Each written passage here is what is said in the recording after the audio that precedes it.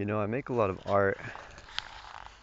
It's very colorful and vibrant. A lot of, a lot of childlike inspirations. It's really channeling my inner child and healing that inner child, giving myself permission to express um, what makes me happy, what fills me with joy.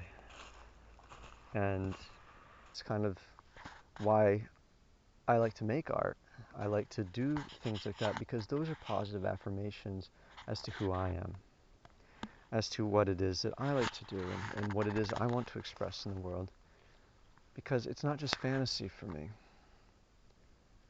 I think a lot of us have access to creativity. We have a lot of access to vibrant feelings and, the lightness of emotions, this childlike sense of innocence and wonder. I feel like we all have access to it in some way or another.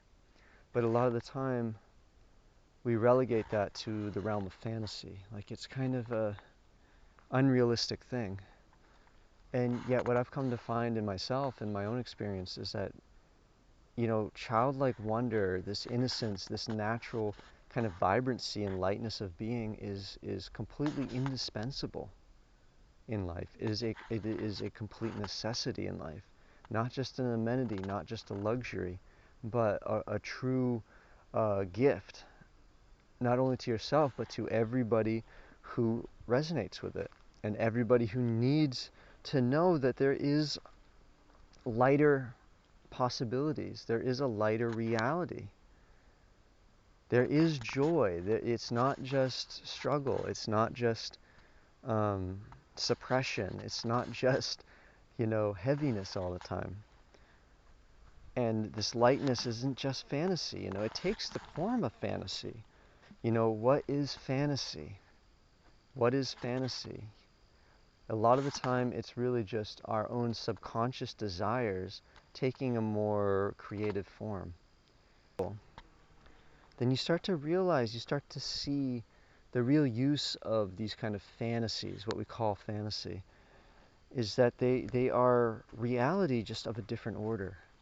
It's a way of bringing our own real feelings to the surface and invoking real energies to impact real change in our lives. And it's not make believe in the sense that it's just completely valueless or invalid or just whatever you want to call it, because we often we kind of infantilize the projections of children and the projections of joyous people who seem childlike. And I feel that is a grave mistake when we talk about society and culture and just humanity in general. Because that childlike sense of wonder and that awe is what's going to save us and is saving us and is healing us and is actually reminding us that there's nothing wrong to begin with, that we're not sick, we're not we're not living a fearful life. Life isn't just heaviness all the time.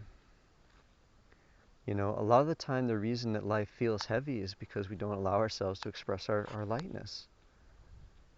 We don't allow ourselves to kind of, shake off that density and pick up your feet and dance. Even if it's just a little bit.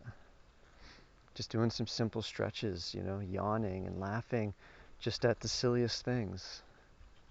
Like that's so healing. It's so therapeutic. You can imagine a world, you know, where more people did that on a consistent basis, where that was taught in schools, where that was, and it wasn't just taught in elementary schools, but in middle school, high school, college, anything beyond that, where people are encouraged to laugh and to dance and to play, not just as a thing you do on the side, but as a way of life. You embrace play, you embrace humor, you embrace open expression between people. And that means, expressing heavier emotions, not for the sake of conflict, but for the sake of, alleviating the vibration in your own life and the vibration in the lives of those around you. You know, fortifying and unifying the dynamic through expression of self. True expression.